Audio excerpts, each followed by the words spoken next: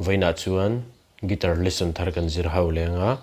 voina kan zir ho le tur chu robatan nemten ka tuar mahna ti hla sakha gitara perdan kan zir ho anga hela hi la pa ngai chu G sharp in la a kepo first fret kan vua chuan G in kan la ma asang asi anyama di chuan D sus4 hi kan hmang tel zau dona chuan minor a E minor A minor le B minor hi kan hmang o chuan tia kan strum ang a hladanga karon soi to ang thawin ahlam astrum mon do na khanin ahla accord thak ran lo do na khan down down up down up down down down no bila kalanga kan thak ran na khan down down down up ti khan no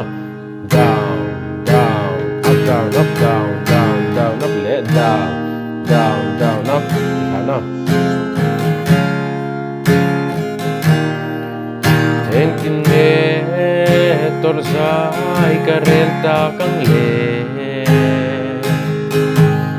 Enkin me len rual ma ka hoi venam ta kang le ma se hei chau hi kang le na che Tikhan lapum pui chu kan strum ang ala ne karon play mil lenga lup de vinilo ngai thale don ya